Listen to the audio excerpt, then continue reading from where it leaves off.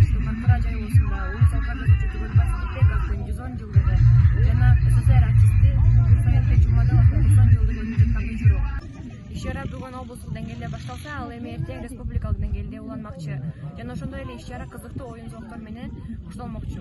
Сыдыкбековдун 110 жылдыгы. Ысык-Көл облусундагы Карым укуктуу өкүлү Алтынбек Сулайманов ачып, Жогорку Кеңештин төрагасы Талант Мамытов жана эл өкүлү Акылбек Түмөнбаев куттуктоо сөзүн сүйлөдү. Бир эле Ысык-Көл обласы эмес, ушул бүтүндөй кыргыз мамлекетине ошол 7 дубан бардыгы келип ынтымакта болсо экен, ушундай жайлоону көрсө экен, ошол кийинки урпактарыбызга жакшы бир жөрөлгө калтырсак экенбиз, ынтымагыбыз болуп кыргыз мамлекети өнүккөн мамлекеттердин катарына кошулса экен деген менин чоң үмүтүм.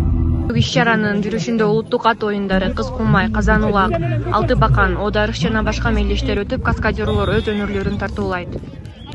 Чоң турнирлер, ири турнирлер өтүп турсачы, бизде көпкөргө болгон кызыгуу өтө көп да. Ар бир региондо, областтарда өсүп келаткан жаңы командалар, жаңы балдар көп да.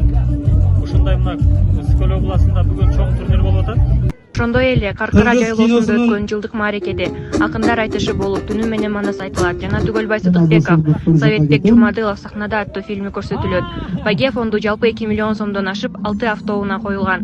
Командаларды колдоо максатында Кыргызстандын ар бир бурчунан күйөрмандары келген. Бунда Каркырадай жер Кыргызстаныбызда жокко деп эсептейм.